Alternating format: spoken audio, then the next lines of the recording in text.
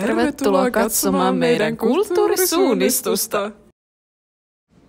Ensimmäinen kohde oli Tampereen Työväen teatteri, jossa tehtävämme oli tehdä oma versio julisteesta.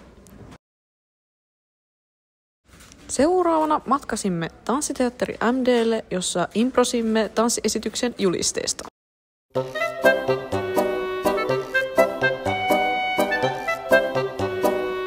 Sitten mentiin Tampereen teatterille ja esitimme pikku näytelmän näytöksestä. Ei!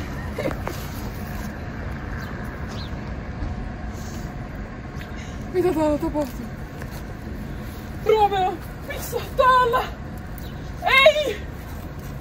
Ei! Miten tää on mahdollista?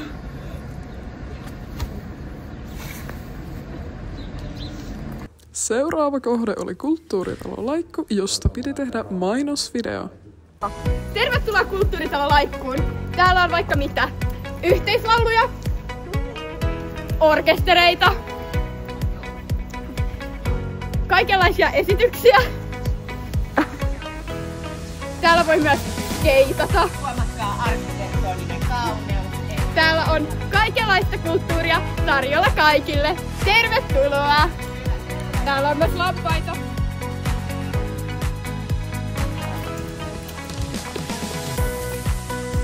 Pihallakin voi olla taidetta. Tänne pääsee helposti bussilla Keskustorilta. Tai sitten voit tulla suoraan potkulaudalla. Tervetuloa Laikkuun! Täällä on ollut vähän yhteistyötä ton toisen tiimin kanssa. Sitten suuntasimme G-Live-läbille, jossa teimme bändikuvan. Sen jälkeen mentiin Finlaysonille ja siellä meidän piti näytellä höyrykonetta.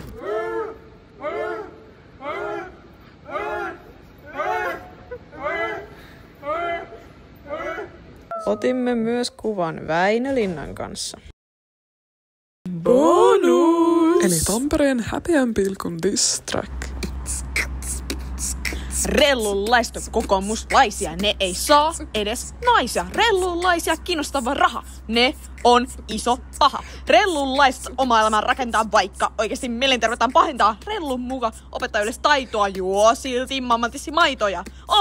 Rellu on kuusikoulu, ne ei vietä edes joulu.